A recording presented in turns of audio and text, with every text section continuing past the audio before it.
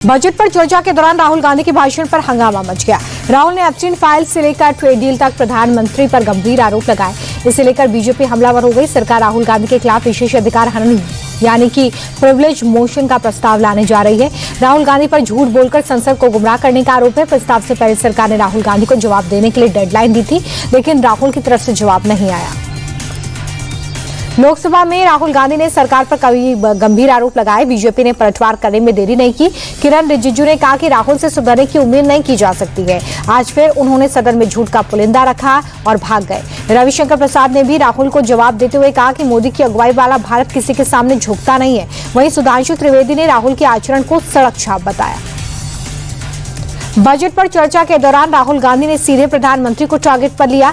राहुल ने कहा कि प्रधानमंत्री मोदी ने ट्रेड डील से देश को बेच दिया। अब प्रधानमंत्री की आंखों में डर दिखता है। राहुल गांधी ने कहा कि अमेरिकी शर्तों पर डील करना शर्मनाक है। अगर प्रेशर ना होता तो डील साइन ना होती। राहुल के संबोधन के दौरान सत्ता पक्ष ने जबरदस्त हंगामा किया। राहुल को बीच में टोकते हुए किरण रिजिजू ने तथ्यों के आधार पर बात करने की नसीहत दी। अमेरिका ने भारत के साथ हुई ट्रेड डील का फैक्ट शीट थोड़ा बदल दिया है। इन बदलावों से भारत को फायदा ही फायदा है। सर्टेन पल्सेस को हटा दिया गया, मतलब भारत को अमेरिकी दालों पर टैरिफ घटाने की जरूरत नहीं है। पहले कहा गया था कि भारत 500 अरब डॉलर से ज्यादा के अमेरिकी सामान खरीदने के लिए कमिटेड है, लेकिन अब कमिटेड की जगह इंटेड शब्द कर दिया गया है, यानी कि भारत खरीदने का इरादा रखता है। कृषि उत्पादों को खरीदने का कोई दबाव नहीं है। यूपी के बजट को लेकर सपा प्रमुख अखिलेश यादव ने यूपी सरकार पर निशाना साधा। अखिलेश ने कहा कि ये विदाई बजट है। 2027 में बीजेपी की यूपी से विदाई तय है। सबसे बड़े बजट पर अखिलेश यादव ने सवाल उठाए। सपा प्रमुख ने कहा कि बजट का आकार बड़ा है, लेकिन सरकार बजट का 50% हिस्सा भी खर्च नहीं कर पा रही है। यूपी में बाकी राज्यों से प्रति व्यक्ति आय कम है। योगी सरकार ने अपना 10वां बजट पेश किया है। बजट को लेकर सीएम योगी ने कहा कि हर वर्ग का ध्यान रखा गया है। पिछले 9 साल में यूपी में टैक्स चोरी बंद हुई है। हमने कोई टैक्स नया नहीं लगाया। लगातार राज्य का बजट बढ़ा है। सीएम योगी ने यह भी कहा कि पिछले 9 सालों में बेरोजगारी को कम करने में सफल हुए हैं। देश की टॉप 3 अर्थव्यवस्था में उत्तर प्रदेश शामिल है। हम यूपी में एआई मिशन और स्किल की योजना बढ़ाएंगे। साथ ही प्रदेश में कई सिटीज में इकोनॉमिक जोन बनाए जाएंगे। नीतीश कुमार के राबड़ी देवी वाले बयान पर आरजेडी ने मोर्चा खोल दिया है। पटना में विधान परिषद के बाहर राबड़ी देवी के नेतृत्व में सीएम नीतीश के खिलाफ प्रदर्शन हुआ। इसमें आरजेडी एमएलसी ने मुख्यमंत्री होश में आओ के नारे लगाए और कहा कि नीतीश जनता के साथ किए वादे पूरे नहीं कर रहे हैं, बल्कि विधायकों को धमकाया जा रहा है।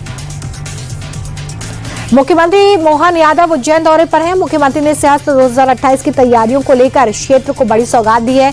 सीएम ने हिरियाखेड़ी जल आवर्धन प्रोजेक्ट के लिए भूमि पूजन किया। नगर निगम के इस प्रोजेक्ट में 1134 करोड़ रुपए का बजट मंजूर हुआ है। मुख्यमंत्री ने कहा कि यह प्रोजेक्ट 2 साल में पूरा होगा, जिसमें 600 से 3000 किलो लीटर की कैपेसिटी वाले 17 नए ओवरहेड टैंक बनाए जाएंगे। इस प्रोजेक्ट से 2055 तक उज्जैन के लोगों की पानी की समस्या दूर होगी। गाजियाबाद में 3 नाबालिग बहनों की सुसाइड मिस्ट्री में बड़ा खुलासा हुआ है। बताया जा रहा है कि पूरा घर चेतन की तीसरी पत्नी नाजनीन के कंट्रोल में था।